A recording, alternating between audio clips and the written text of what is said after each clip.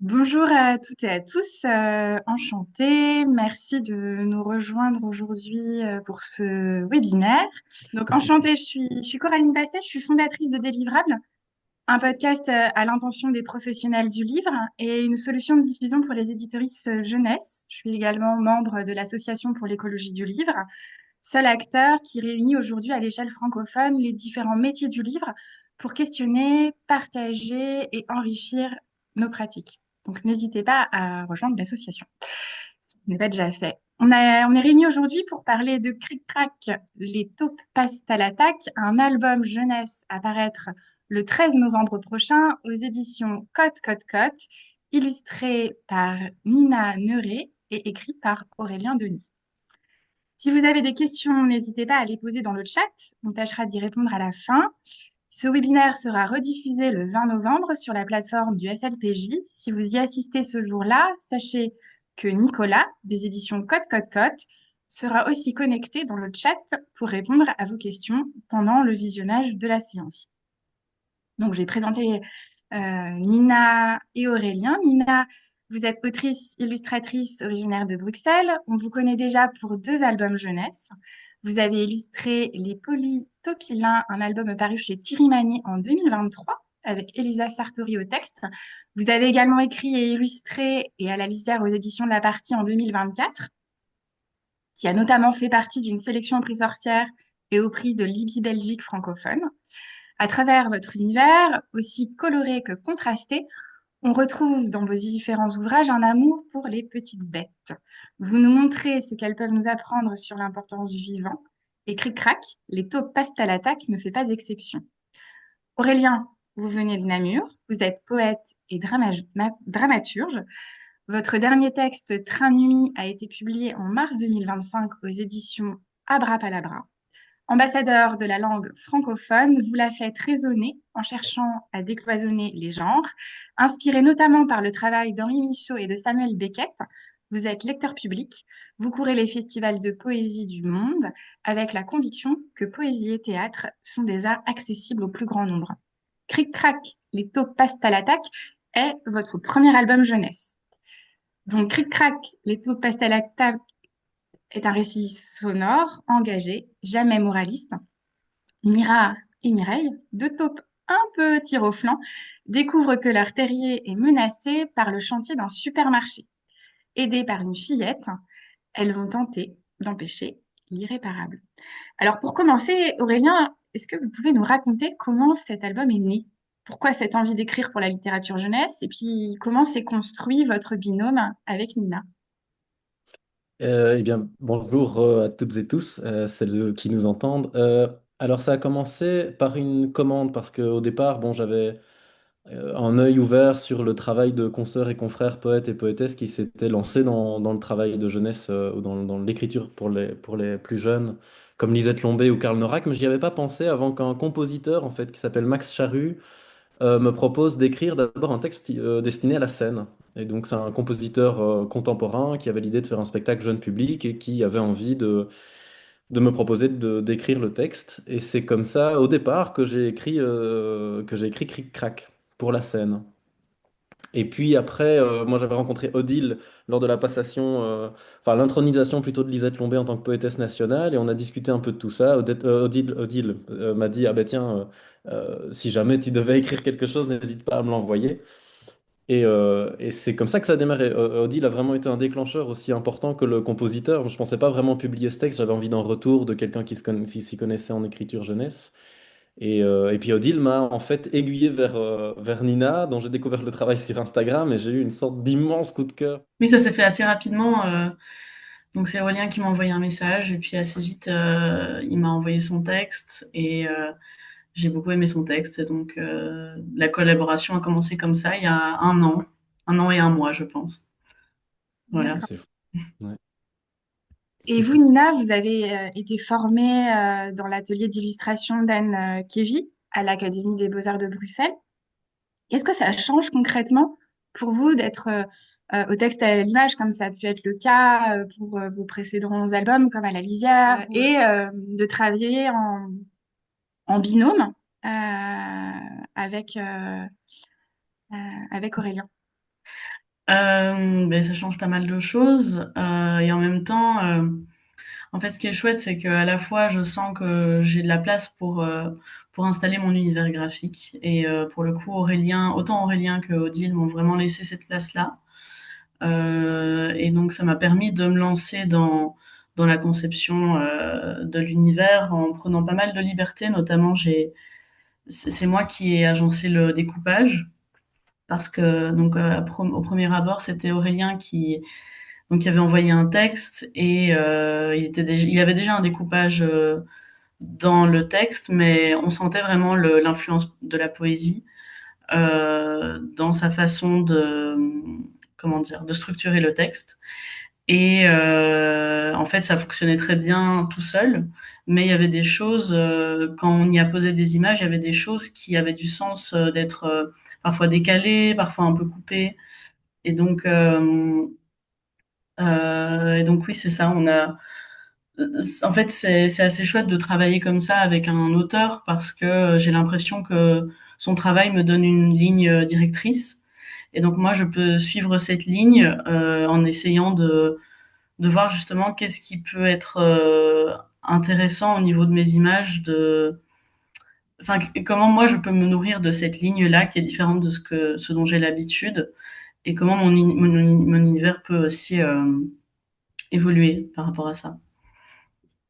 Je vous propose qu'on découvre cet album pour celles et ceux qui le connaîtraient pas encore. Et Aurélien, si vous voulez bien lire un extrait, l'extrait qui lance l'intrigue de l'album. Super, avec plaisir. Chaque jour, Mira creuse des galeries. C'est son boulot, c'est son métier. Il faut creuser. Chaque jour, réveillée par le bruit de ses sœurs, qui cognent, qui frappent, qui travaillent à toute heure. Cric, crac, on met la terre en vrac. Et du matin au soir, elle creuse. Toujours, elle creuse. Il ne faut rien de plus pour rendre une taupe heureuse. Soulever la terre, manger racines, bouger cailloux entre copines, miner terrain, vivre sous motte, voilà voilà ce qui nous botte. Mais Mira aime aussi s'accorder du bon temps. Tandis que les copines sont distraites un instant, discrètement, sans rien dire à personne, son poste tout d'un coup, voilà qu'elle l'abandonne.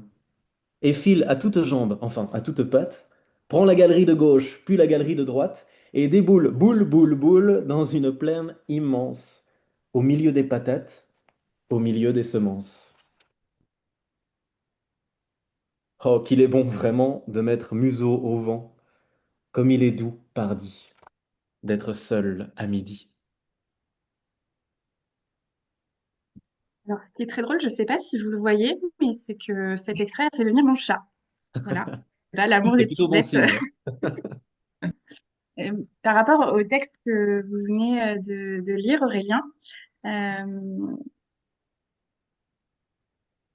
est-ce que vous avez dû adapter votre écriture pour cet album jeunesse? Est-ce que ça, par rapport à ce que vous écrivez d'habitude, est-ce que ça a demandé des ajustements? Alors plusieurs, peut-être au départ parce que dans mon travail poétique habituellement je travaille jamais avec la rime, enfin c'est vraiment quelque chose que je déserte et donc je suis plutôt dans le vers libre. Et là j'avais envie de me proposer cette contrainte d'écriture parce qu'en fait j'ai abandonné la rime parce que la poésie contemporaine s'en est détournée et donc je travaille une autre forme de musicalité, mais j'ai toujours aimé les rimes. Je trouve qu'il y a quelque chose dans le travail du vers et dans la musicalité bah, qui peut être très plaisant à travailler. Par exemple je suis fan d'Aragon. Je trouve que c'est quelqu'un qui a magnifiquement travaillé la rime et qui donne au vers une musicalité que j'admire énormément. Donc ça, c'était une première contrainte que je me suis auto-infligée, entre guillemets. Et puis après, c'est vraiment dans le travail, on en parlait tout à l'heure, mais avec Nina et Odile, où j'ai vraiment beaucoup, beaucoup apprécié travailler autant avec l'une qu'avec l'autre. Parce que Odile a vu avec son regard d'éditrice des choses qui demandaient à être adaptées, simplifiées ou d'être supprimé. Et Nina, pareil, quoi, vraiment avec, parce que en fait, l'avantage, c'est aussi que Nina est autrice. Et donc, c'est aussi quelqu'une qui maîtrise très bien le langage et donc avec qui c'était vraiment très agréable de discuter en disant, mais tiens, en fait, ici, est-ce que les mots ne font pas barrage, en fait, tout simplement au déploiement d'une image? Et donc en ça, c'était vraiment super stimulant pour moi. J'ai beaucoup appris en fait en termes d'écriture avec ce premier album jeunesse. C'était vraiment passionnant comme boulot. Vous avez un ou deux exemples à partager avec nous? En tout cas, pour ma part, euh, je me rappelle qu'à la fin, il y a une espèce d'élan qui vient de tous les animaux de la forêt euh, pour, euh, pour saccager ce chantier qui va détruire leur habitat de vie. Et je trouvais que cet élan était vraiment fort et qu'en fait, le texte d'Aurélien était très imagé et ça fonctionnait super bien à l'oral. Mais quand on ajoutait des images, il y avait parfois un effet de redondance on perdait un peu cet élan dans la redondance entre le texte et l'image. Et donc, je n'avais pas envie que l'un vienne un peu faire concurrence à l'autre. Et puisque le texte d'Aurélien est super fort, enfin, il y a une sonorité et tout dont vous parliez beaucoup. Et j'essaie, enfin, c'est ça. En fait, avec Aurélien et Odile, j'ai l'impression qu'on a vraiment essayé de.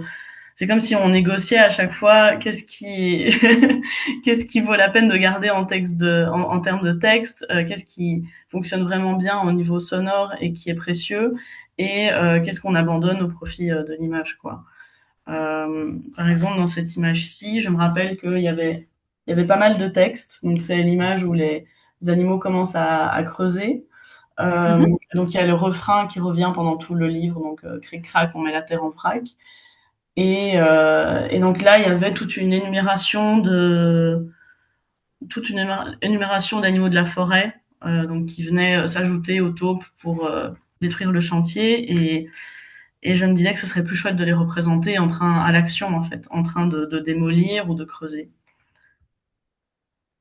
Oui, Excellent exemple, Nina. Ça, c'est parfait. Oui, tout à fait. C'est vrai ça. Chouette. J'adore. donc ça c'est une très bonne, effectivement, ça montre bien comment le texte a pu évoluer.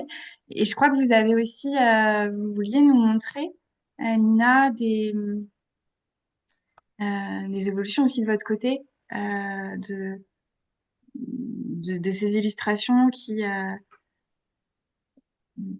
ont aussi évolué et que vous avez fait bouger par rapport au texte. Est-ce que vous voulez nous Oui. montrer concrètement à quoi ça ressemble? Oui, donc on a joint des images en fait qui font partie du storyboard, enfin du découpage. Et donc je me suis dit que c'était l'occasion de les montrer parce que sans doute qu'elles ne verront jamais, enfin, ne seront jamais exposées au grand public, sauf si une exposition un jour est prévue et que je pourrais y glisser quelques petits extraits de storyboard. Euh, et donc il y avait enfin c'est ça, je voulais un petit peu montrer le passage de l'un à l'autre parce que donc notamment pour cette page-ci, je trouve qu'on le ressent assez fort.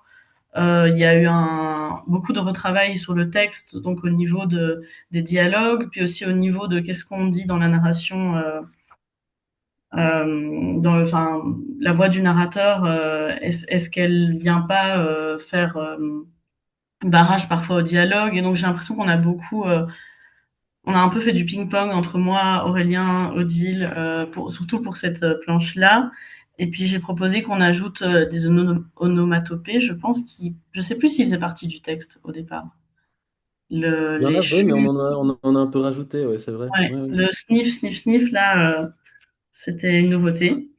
Et pareil, donc le pleur qui traverse toute la page, comme ça. Ça, c'est quelque chose qu'on a ajouté ensuite et d'ailleurs qui a été designé par Odile. Donc, c'est sa patte aussi sur le livre. Euh, et voilà, et pour la suite, il y avait d'autres images qu'on avait. Oui, donc ça, c'est pour vous montrer un peu les coulisses du travail. Donc, parfois, meilleur modèle qu'on a sous la main, c'est soi-même. Donc, je prends souvent des photos comme ça pour essayer de mimer des gestuels pour que ça paraisse plus proche de la réalité. Là, le challenge, c'était que c'était un enfant. Et donc, au début, elle ressemblait un peu trop à une adulte. Et donc, j'ai dû adoucir son visage et tout ça. Et donc, pas vraiment me concentrer sur sa gestuelle et pas sur les traits de mon visage pour pas qu'on me reconnaisse dans la petite fille, quoi. Voilà. Je crois qu'il y a un dernier exemple que vous vouliez évoquer aussi. Là, ouais, on voit des planches Oui. plutôt de la partie, euh, une fois que voilà, les bulldozers, tout, l'artillerie lourde est lancée pour détruire en fait ce qui se passe au-dessus. Vous nous décrivez un petit peu ce qu'on voit là avec ces crayonnés? Oui, donc c'est pour montrer un peu comment s'est construit l'image. Donc c'était une image c'était pas facile à illustrer, je dois dire, la fin de l'album parce qu'il y avait tellement de choses qui se passaient en peu de temps. Donc on sent qu'il y a tous les animaux qui affluent vers le chantier, qui se mettent à travailler pour enterrer en fait les engins de chantier. Et donc il fallait représenter cette énergie-là dans les images, mais dans une seule image, quoi. Enfin, bon, je pense qu'on en a deux au final. Donc il y a l'image où on commence à creuser, et puis la deuxième qu'on peut voir à l'écran. Et puis ça se finit donc en grand fossé comme ça. Donc je voulais montrer la progression dans ce moment-là. Et donc pour cette image-ci avec la petite fille, je voulais qu'elle soit centrale, mais qu'on puisse quand même voir les animaux aussi autour, parce qu'au final, c'est surtout leur histoire à eux, et elle est plutôt canalisatrice d'émotions humaines, je dirais. Enfin, les animaux restent un peu les protagonistes pour moi de cette histoire. Et donc, j'avais fait deux croquis, et finalement, j'ai mixé les deux croquis pour en faire une seule image, en gardant les moments forts de chaque image, quoi. Pour avoir si cette montée aussi, on en avait un petit peu parlé, mais l'idée qu'on est sous terre et que progressivement, parce qu'il y a quand même pas beaucoup d'images où on monte dans les airs. Il y a une dernière planche Celle-ci, oui. ouais, où voilà, Oui, donc on en parlait un petit peu. Donc il y a, ouais, pour moi c'était important cette planche-ci pour avoir comme une vue un peu une vue vue d'en haut. Et en fait tout le livre se passe dans les souterrains. Enfin, la moitié du livre se passe dans les souterrains, et puis dans la prairie, dans la rivière. Et donc on reste vraiment dans un endroit très restreint, et ça correspond aussi au territoire des taupes, donc ça a du sens. Et puis ce merle qui s'envole avec le tournevis, pour moi, ça a donné une espèce de message d'espoir que Aurélien traduisait dans son texte, donc qui revient à la toute fin. Donc bon, là je spoil vraiment la fin, mais qui revient à la toute fin où donc Aurélien, tu parles d'un message que la petite fille transmet, et qu'on se transmet l'un à l'autre, et donc c'est des messages de rébellion, de révolte. Et pour moi, c'était important aussi de voir une vue d'en haut pour montrer l'impact que cette histoire avait eu sur le paysage, en fait. Donc on voit une espèce d'immense trou dans le paysage. Et ouais, je trouvais que c'était une façon un peu chouette et en même temps un peu terrible de montrer que quelque chose de un peu dramatique s'était passé là, malgré qu'on voit les petites collines, enfin on peut voir les petites collines, les villages, et tout a l'air assez paisible, mais il y a quand même ce trou béant dans l'image. ouais, laisse quelques. Et puis moi, il y a une question aussi que je me pose sur cet ouvrage, c'est que bon, on voit des taupes qui n'y voient rien, mais dont on voit l'univers coloré. C'est les premières images hein, qu'on a vues tout à l'heure. On a des galeries souterraines qui se développent en toute transparence quand la construction de galeries marchandes se trame au-dessus. Comment vous avez construit la poésie visuelle sonore sans tomber dans un discours moralisateur ou un discours pédagogique? Peut-être Aurélien, si vous voulez réagir. Bah, alors d'abord, je suis content de vous entendre dire qu'on a évité cet écueil. C'est toujours plus Oh, facile de oui. l'entendre dire que de le dire soi-même. Bah, disons que il y avait évidemment un enjeu un peu politique, quoi, de se dire, ah bah tiens, on est sur une question en effet de la détérioration de l'environnement et de la façon dont les êtres humains bah, se déploient sans cesse en s'interrogeant très peu sur leur impact environnemental. Et donc, bon, ça c'était l'idée. Mais quelque part, c'est intéressant parce que cette idée-là, elle m'a été imposée dans la commande d'écriture initiale. C'était le fameux compositeur dont j'ai parlé au début du webinaire qui m'avait demandé ça. Et moi, ça m'a bloqué longtemps parce que je me suis dit, Fouah. Il avait d'ailleurs carrément dit, ce serait chouette d'écrire un conte écologique. Je me suis dit, wow là là, un conte écologique, mais je voyais difficilement comment éviter cet écueil en fait de dire, on va commencer à dire aux enfants, ah, attention, triez vos déchets, je sais pas quoi. Enfin, je me dis, ouais, puis c'est pas du tout mon endroit quoi. Je me dis, moi, c'était pas mon ambition ou mon envie d'arriver auprès des enfants en essayant d'avoir un discours auprès d'eux. Donc je sais pas, je pense vraiment que l'idée de partir de ces deux taupes et de leur détresse aussi, de se dire, ah ben tiens, comment se construit le collectif en cas de crise? Comment en fait on se dit, bah tiens, on se sent dépourvu euh, par rapport au danger ou par rapport au risque ou accablé en fait par le fatalisme que certaines situations nous imposent. Par exemple ici dans l'album, bah, que les êtres humains arrivent avec une armada terrible et qui semble implacable. Et de se dire qu'en réalité, ben, c'était peut-être plutôt ça l'enjeu de l'histoire, c'était de se dire que ben, quand on se sent en détresse ou dans une profonde solitude, eh ben, la parole, le fait de se dire, OK, on va pas se laisser faire, c'est comme ça que commence en fait l'idée de révolte, c'est par la parole. Et ça, c'est toujours un enjeu qui me semble capital, c'est de se dire, mais c'est par le dialogue qu'on tisse entre nous qu'on peut commencer à s'opposer en fait au fatalisme. C'est par la voix, par la parole. Et comme tu le rappelais, Nina, à la fin de l'album, c'était un peu l'idée, c'était de se dire, finalement, le narrateur de cette histoire dit, écoutez, moi, on m'a raconté cette histoire. Et je vous la passe, je suis un passeur d'histoire, et c'est aussi revenir à l'idée que la fiction peut faire barrage au pire, quoi, qu'on se raconte des histoires qui nous font tenir debout. Et ça me semble être beaucoup plus important finalement dans un enjeu politique que de conscientiser sur, oui, le fait qu'on détériore le vivant, ce qui est le cas, mais je me dis quelles sont les armes qu'on a à notre disposition pour moi se raconter des histoires qui sont à l'endroit de notre empouvoirment, entre guillemets, bah ça dès le plus jeune âge, je trouve ça super important. Mm. Et là, vous parlez. Malina, vous voulez peut-être compléter le propos de Rémi. Oui, bah oui, bien sûr. Bah, pour rebondir, oui, c'est ça. En fait, moi, puisque j'ai eu le texte tout bien ficelé, tout fini. En fait, bien sûr, j'ai vu enfin cette histoire de révolte et j'avais peur justement. Enfin, j'avais peur de tomber aussi là-dedans dans quelque chose d'un peu moralisateur en travaillant mes illustrations. Et je trouve enfin, en fait, ce qui m'a séduit dans le texte d'Aurélien assez rapidement, c'est la camaraderie qu'il y a entre Mira et Mireille. Et je trouve que c'est vraiment enfin, c'est chouette en fait d'avoir des histoires qui parlent un peu ouais, de révolution et de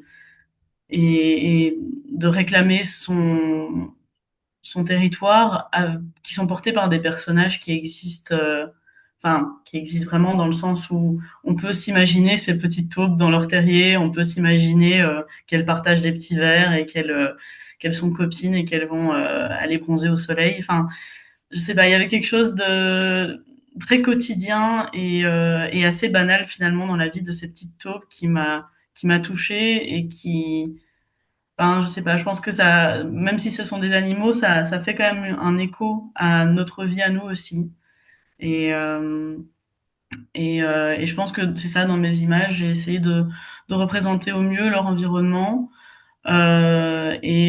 d'imaginer tout ce qu'il pouvait y avoir de merveilleux et de magnifique dans cet environnement-là. Et je pense que quand on connaît bien quelque chose, on peut mieux le défendre aussi. Et donc, ouais, c'est ça. Je me disais, plus je fournis de détails et d'éléments sur leur environnement, et plus on va avoir envie de les protéger, quoi. C'est pas juste une question, je me permets de. On reviendra dessus à la fin, sur les taupes. Ok. Euh, Par rapport à tout ce que vous décrivez, donc vous parlez du collectif, vous parlez du pouvoir de la parole, de tout ce qu'on voit dans l'environnement, en fait, qui permet de nourrir ce discours qui passe par la fiction. On voit aussi la place des animaux, qui justement ont la parole. Par contraste, on a une sorte, moi je le vois comme ça, hein, d'invisibilisation des hommes, à l'exception du col blanc qui décide un petit peu de ce qui se trame au-dessus, et puis de la petite fille que vous nous avez montrée, Nina. Est-ce que vous pouvez nous parler de la place de ces animaux dans cette fable écologique contemporaine? Pourquoi? Comment ça s'est construit, cette hiérarchie, cet équilibre visuel, en fait, tout simplement. Mais moi, alors je pense que c'est maintenant, c'est seulement en discutant, parce que c'est la première fois qu'on a l'occasion un peu de discuter de notre travail comme ça ensemble. Enfin, je veux dire publiquement, quoi, hein, parce que sinon on en a discuté beaucoup dans les coulisses. Euh, c'est que bah, moi, je suis né dans les années 90 et en fait, j'ai été hyper influencé en fait, par la présence des animaux dans les dessins animés, par exemple. Par exemple, j'étais hyper influencé par le Père Castor, les histoires du Père Castor, où il y avait un dessin animé qui s'appelait Les animaux du bois de Katsu, qui est Mm. très proche en fait finalement de la fable qu'on raconte, sauf que les animaux du bois de Katsu aussi, hein, qu'on voit le début du générique, c'est une grosse bétonneuse qui déverse du bitume dans la forêt. Sauf que les animaux du bois de Katsu, ils fuient, ils décident de fuir, quoi. Ils vont vers le parc du Dain Blanc. Nous, la différence, c'est que bon, bah voilà, ils résistent, quoi. Mais, euh, mais j'avais lu aussi, tiens, un truc qui m'avait marqué il y a quelques années, qu'en réalité, dans les dessins animés, dans les productions cartoon, etc., il y avait une diminution de plus de 40% de la présence des animaux en 15 ou 20 ans. En fait, qu'il y avait une invisibilisation totale des animaux dans les dessins animés de ces 15 dernières années. Et le postulat était, de cet essayiste dont j'ai oublié le nom, mais qu'en fait, ça participait aussi potentiellement d'une sorte de bah, il y avait plus ce lien sensible entre les enfants et l'extérieur, quoi, et le vivant, quoi. C'était quelque chose qui disparaissait dans la représentation aussi des animaux à l'écran. Et donc, je pense que très naturellement, quand il a été question d'écrire pour la jeunesse, la question des animaux est sans doute revenue. Moi, il y a des animaux dans tous mes bouquins, quoi. Train Nuit, il y a aussi, le personnage principal rencontre un castor dans le wagon 74. Enfin bref, il y a toujours des animaux. Et donc c'est peut-être aussi parce que oui, enfant, moi ça m'a beaucoup habité, je crois, dans mon imaginaire. C'est aussi simple que ça. Je crois que ça continue encore d'ailleurs à m'habiter beaucoup. Oui, oui, pour moi, en fait, c'est vraiment la même chose. Moi, c'est en fait, quand tu m'as envoyé le texte, la première chose que je me suis dit, c'est tiens, quelle une taupe dans la littérature jeunesse, on n'en voit quand même pas beaucoup. C'est sympa de travailler sur cet animal-là. Et puis je me suis dit non, mais il y a quand même la taupe de Wolf Erlbruch qui cherche pendant tout le livre qui lui a fait sur la tête. Et ce livre, je l'adorais quand j'étais enfant, je le trouvais génial et il m'a beaucoup, je pense qu'il m'a un peu accompagné aussi dans son humour à, par rapport à mon travail maintenant. Et en fait, pareil, la question, elle s'est presque pas posée pour moi parce que bah, tous mes livres pour la jeunesse, c'est des histoires d'animaux et les humains ont très très peu de place dedans. Enfin, non. Dans la lisière, je pense qu'on ne voit même pas du tout d'humains. Donc, je pense qu'il y a une volonté réelle de les invisibiliser de mon côté. Euh, mais parce que si, enfin, c'est des choses qui me passionnent et je pense qu'il y a un vrai plaisir d'enfant d'aller s'imaginer comment est-ce qu'une petite taupe vit, comment est-ce qu'un renard vit et que c'est un peu ça qui guide mon envie première de d'écrire quoi pour la jeunesse. Je me pose une question là par rapport à cette représentation justement des petites bêtes, hein, effectivement, qui traversent tous vos albums jeunesse, en fait, Nina. Est-ce que ça pose des questions ça vous a posé des questions en termes de représentation? Je pense qu'en fait, enfin de mon côté, c'est vraiment, j'essaye de trouver le plaisir avant tout dans mon travail, et donc je pars vraiment de cette impulsion de qu'est-ce qui moi me touche et m'inspire. Et parce que bon, c'est quand même un travail pas toujours évident, et Ouais. donc si le plaisir n'est pas là, je pense on peut pas continuer. Mais il y a quand même toujours c'est un peu le moteur créatif, je dirais. C'est cette recherche de plaisir de représenter un univers. Et donc, en tout cas, jusqu'à présent, ça a toujours été ça. Bon, pour le moment, je travaille sur un projet de bande dessinée pour adultes où, pour le coup, il n'y a pas d'animaux, ce qui m'étonne un peu moi-même. Mais en fait, je me rends compte que pourtant l'histoire ne parle pas du tout d'animaux, ça parle de végétal et de relations humaines. Mais j'arrive toujours à ajouter des petits animaux en fait dans mes planches et j'ai l'impression qu'ils s'invitent malgré moi dans mes histoires. Voilà. D'accord.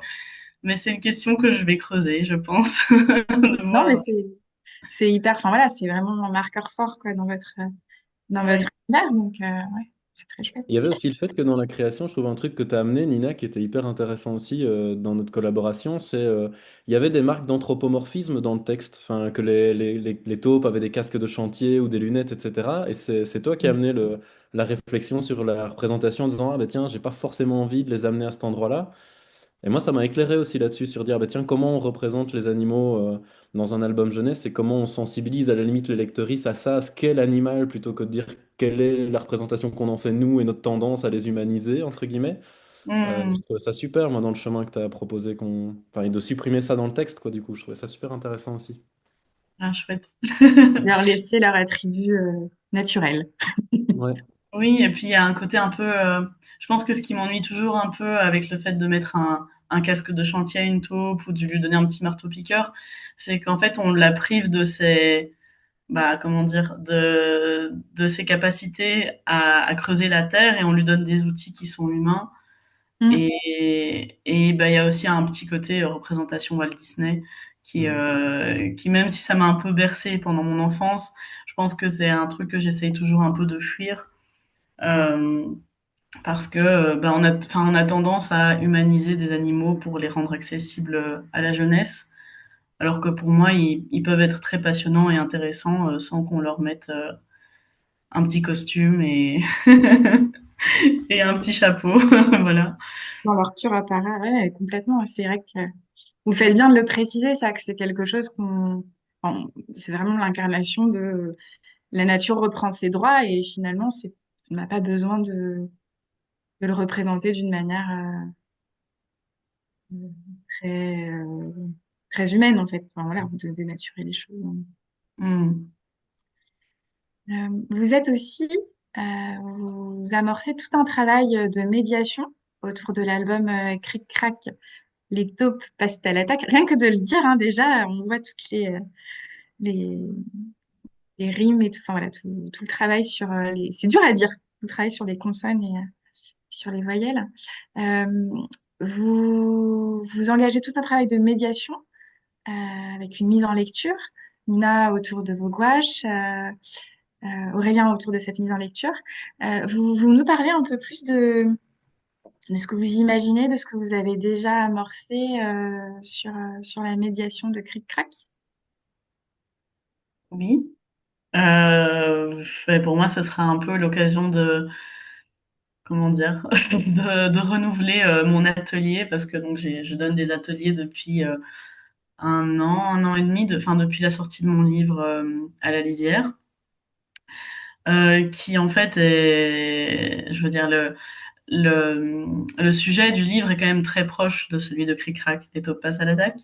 Donc je trouvais qu'il y avait une continuité dans la sortie de ce troisième livre, même si c'est pas moi qui ai écrit le texte, qui fonctionnait bien et qui était assez chouette. Euh, mais ouais, c'est encore un peu en chantier dans ma tête. Mais je pense que ce sera un peu l'occasion d'explorer justement une espèce de d'univers souterrain auquel nous, en tant que qu'êtres humains, on n'a pas accès, et les enfants non plus d'ailleurs. Et donc, imaginer quelque chose qu'ils ne peuvent pas réellement voir, je trouve que c'est toujours un peu chouette parce que ça leur permet d'aller dans plein de narratifs différents et de laisser vraiment aller leur imagination, quoi. Donc, à mon avis, ce sera un jeu autour de ça, et puis, bien sûr, remettre un peu au centre de l'atelier aussi notre relation à l'environnement et au vivant, et comment nous, on se positionne par rapport à ça. Voilà. Et vous, Aurélien, par rapport aux ateliers d'écriture, il y a déjà des choses. Ah oui, alors moi j'adore donner des ateliers d'écriture et je vais beaucoup dans les écoles primaires. Donc là pour l'instant, ce dont je rêve un peu, parce que évidemment un premier album donne l'impulsion du deuxième, hein. Donc j'ai commencé l'écriture du deuxième et dans l'écriture du deuxième, parce que je travaille beaucoup avec Jérôme Pack qui est compositeur et guitariste, j'ai inclus des chansons et je me suis dit, ah mais génial, on va écrire deux ou trois chansons autour de cet album parce que je me rends compte que pour les tout petits, parce que je commence parfois la troisième maternelle, donc là, l'écriture à proprement parler est parfois un peu plus difficile. Par contre, l'entrée en chanson, ça marche toujours super bien. Donc j'aimerais bien partir, ouais, de sans doute de mots et de thèmes liés à Cric Crac, et puis ouais, de participer, de créer une sorte de comment dire de petits modules chansons autour de cet album-là et de faire chanter les enfants avec nous et de continuer l'écriture, quoi, de partir d'une planche et de leur demander, tiens, qu'est-ce qu'ils pourraient se dire, ou enlever le texte de certaines planches et garder l'illustration de Nina et de voir un petit peu ce que ça génère dans l'imaginaire des enfants qu'on rencontrerait et de les faire chanter. C'est un peu là-dessus qu'on est pour l'instant. Et puis voilà, puis on va avoir aussi nos premiers ateliers mêlés, Nina et moi. Enfin, ça va sans doute donner plein d'idées, il y a plein de choses à faire, hein. Je sens que la collaboration avec Nina a encore plein de potentialités, donc je crois qu'on va agiter encore nos bocaux à idées et il en ressortira sans doute quelque chose. Et C'est sûr. c'est peut-être pas une question facile, vous allez me dire, hein, parce que c'est vous qui savez mieux que moi. Comment vous imaginez vos futurs lecteurs, vos futures lectrices de Cric Crac? C'est un album qui a été imaginé à partir de 6 ans. Euh, comment vous l'imaginez? Ouais, j'espère qu'ils iront bloquer des autoroutes. D'accord. Mais à part ça, je ne sais pas. Voilà, c'est tout ce que je souhaite à Cric Crac, en tout cas.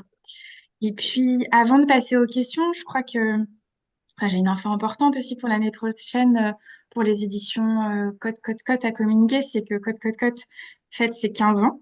Et je crois qu'Odile Flamand, donc éditrice, fondatrice de la maison dont on a beaucoup parlé lors de cet échange, Odile a une exclusivité à annoncer. Donc, je vais lui laisser la parole. Oui, bonjour à toutes et à tous. Merci d'être venus et merci à vous trois pour cette conversation vraiment très intéressante. Je vais vous montrer voilà, cet objet qui est en fait l'album de Maya Angelou accompagné des peintures de Basquiat et qu'on va faire traduire en fait par Lisette Lombé, Julie Lombé et Joël Sambi. Donc on est vraiment très impatients de pouvoir vous montrer l'objet final en français. C'est un livre qui a déjà pas mal d'années et qui n'était pas encore traduit dans cette édition-là avec ces deux artistes-là. Donc voilà, je pense il est aussi très attendu d'après les réactions qu'on a pu déjà avoir voilà, suite à l'information qu'a pu fournir Nicolas Baudouin dans ses différentes rencontres. Voilà. Merci Odile. Oui, je disparais. Magie. Magie gérée par Nicolas avec beaucoup de dextérité. Je crois qu'il y avait plusieurs questions. Oui, tout à fait, bonjour. Il y a deux questions que je trouve particulièrement intéressantes pour l'instant. N'hésitez pas s'il y en a d'autres. La première, c'est celle de Louisa et de Manon de la librairie Livre au Trésor à Liège, qui demandent est-ce que Nina a fait des recherches anatomiques par rapport à ces petites taupes pour les dessiner au mieux. Alors oui, ça a été un grand sujet avec Odile, parce qu'au début, je trouvais que c'était très difficile de représenter des taupes. Euh, donc en fait, les taupes, c'est quand même sont des animaux qui sont aveugles, donc on voit vraiment pas leurs yeux. Moi, j'ai décidé de faire des petits traits pour leurs yeux, mais en fait, quand on voit une image de taupe, c'est vraiment un animal qui est tout touffu, avec une fourrure brun foncé, des grosses pattes un peu veineuse, parfois un peu, enfin, ça fait parfois un petit peu peur. Euh, et donc au début, et je pense qu'on peut le voir dans mes. Attendez, je vais regarder si j'ai des croquis. Peut-être que j'en ai encore. Ah oui, voilà. Au début, j'avais vraiment des images un peu. Elles faisaient presque un peu peur, quoi. Donc, et je leur faisais des petits yeux blancs comme ça, pour montrer qu'elles étaient aveugles. Pour moi, c'était important. Et Odile me disait, oui, mais quand même, les yeux blancs, ça fait un peu peur, on dirait des zombies.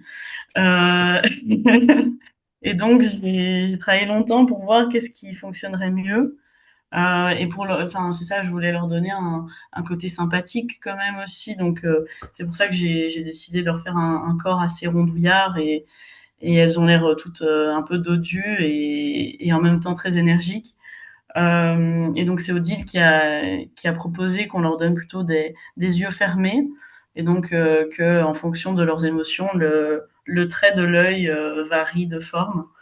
Euh, mais voilà, au départ, j'ai regardé beaucoup de photos de taupes. J'ai regardé un petit documentaire sur les taupes aussi. J'ai appris qu'elles mangeaient l'équivalent de leur poids en vers de terre par jour, ce genre de choses.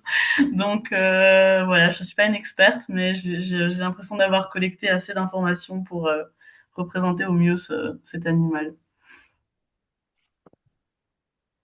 Hop, Et merci Nina. Oui, il y a encore une autre question et une remarque que j'aimerais transmettre après, mais donc là, une question de Michel de Liégeux qui, euh, qui, qui nous dit, les taupes ont des prénoms féminins, elles rencontrent une petite fille. Y aurait-il une dimension de déconstruction des stéréotypes de genre dans l'album? Oui. Oui, je pense. Oui, quand même. Mais vas-y Aurélien, puisque Ben, c'est... ouais, bah écoute, je trouvais ça important, merci pour la question, mais je trouvais ça important dans un, enfin voilà, je me dis en tant qu'auteur, ben, on a une responsabilité dans la façon dont on met en scène nos personnages ou quel genre on va choisir, dans quel cadre et dans quelle situation. Ici, comme on est clairement dans une situation de, oui, de révolte, d'engagement, etc., je m'étais dit, bah tiens, moi, le principe de sororité, t'en parlais toi, Nina, tout à l'heure, de la camaraderie entre Mira et Mireille, bah, c'était une façon aussi d'évoquer la sororité qui, pour moi, aujourd'hui, en fait, une sorte de puissant moteur de l'engagement politique actuel, quoi. Enfin, on le voit, moi qui m'inspire beaucoup en tant que mec cisgenre, mais vraiment de voir que certains collectifs féministes en fait vont au bout d'une logique politique qui en fait infuse dans tous les autres milieux d'engagement. Et que oui, que ce soit une petite fille et pas un petit garçon aussi que... Après, on se pose plein de questions parce que la petite fille, en fait, au départ, est en détresse. Et je me rappelle avoir posé la question aussi à Odile et Nina, d'avoir dit, bah tiens, en fait, la première image qu'on voit de la petite fille, bah, elle est en pleurs parce qu'en fait, elle apprend qu'on arrive pour détruire la prairie. Et je m'étais dit, ah bah tiens, est-ce que du coup, c'est pas confirmer un stéréotype de genre que de voir que la première réaction de la petite fille, c'est qu'elle pleure avant de se dire qu'elle peut s'engager, etc. Et en même temps, bah, c'est deux autres figures féminines qui vont lui dire, ben non, attends, on peut se battre, et puis réveiller en elle, par la sororité, justement, et par cet engagement politique, le feu qu'elle couvait en elle déjà. Mais bon, toutes ces questions-là, on en a un peu parlé entre nous, et c'était très chouette, en fait, de partager ça à trois aussi. Oui, oui, tout à fait. Et puis c'est vrai que la question se poserait peut-être moins si c'était un petit garçon qui pleurait au bord de la rivière et puis qui devient un peu un guerrier à la fin. Euh, mais oui, je pense que c'était une volonté autant pour toi que pour nous. Et c'est vrai qu'il y a eu un moment où tu avais questionné le fait de garder le fait que ce soit une petite fille. Puis moi, je l'avais un petit peu... je lui avais pas nécessairement donné des caractéristiques hyper féminines dans la façon dont elle est habillée. Ouais, elle a un côté un peu unisexe, je dirais, dans sa façon d'être représentée. Bon, elle a quand même cette grande chevelure rousse, mais je trouvais que ça allait avec ce côté un peu tempérament de feu, où elle va finalement... enfin, c'est ça, il faut imaginer quoi, une enfant de 10 ans qui va aller prendre une grande pelle et qui va enterrer des machines. Euh, donc je trouvais que c'était important de garder ses longs cheveux pour que ça donne vraiment, ça lui donne une identité graphique aussi, quoi. Voilà. merci à tous les deux pour vos réponses. Je crois que Nicolas voulait rajouter une information. Oui, Et c'est je- ça. Juste parce qu'on parlait de médiation, et donc en fait, il y a Sophie Brunet dans le chat qui rappelle que Aurélien va donner des ateliers pendant la semaine de la poésie à Clermont en mars 2026. Donc voilà, on a un agenda très lointain. Et voilà, je trouvais sympa voilà, de lui faire, enfin, de faire cette remarque par rapport à la médiation. Et alors, je te laisse conclure, Coraline, vu qu'on atteint doucement la fin. Voilà. Merci. Merci à toutes et à tous de nous avoir retrouvés pour ces webinaires. Merci à Aurélien, merci à Nina pour bah, toutes ces précisions, toutes ces explications sur ce magnifique album. Et puis, bah, je vous invite tous à aller retrouver Nina et Aurélien le samedi 29 novembre de 14h à 16h et le lundi 1er décembre de 10h à midi sur le stand Côte Côte Côte D7 à l'étage. Merci à tous. Merci beaucoup, Coraline. Merci à tous d'avoir suivi. Merci. Merci Merci à vous. beaucoup.